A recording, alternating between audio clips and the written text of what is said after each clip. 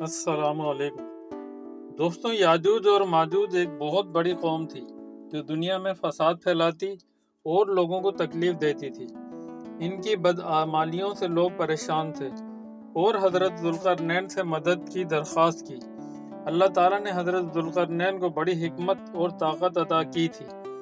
حضرت ذوالقرنین نے ان کے اور دیگر اقوام کے درمیان ایک مضبوط دیوار تعمیر کی تاکہ وہ یاجوج اور ماجوج کے حملوں سے محفوظ رہیں۔ یہ دیوار لوہے اور تانبے سے بنائی گئی تھی اور بہت مضبوط تھی۔ اسلامی روایات کے مطابق یاجوج اور ماجوج قیامت کے قریب دوبارہ ظاہر ہوں گے اور دیوار کو توڑ کر باہر نکل آئیں گے۔ وہ زمین پر بہت بڑا فساد برپا کریں گے اور ہر چیز کو تباہ و برباد کر دیں گے۔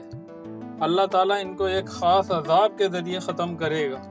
یہ واقعہ ہمیں یاد دلاتا ہے کہ اللہ تعالیٰ کی قدرت اور حکمت بے مثال ہے اور انسان کو ہمیشہ نیکی اور صراط مستقیم پر چلنے کی کوشش کرنی چاہیے۔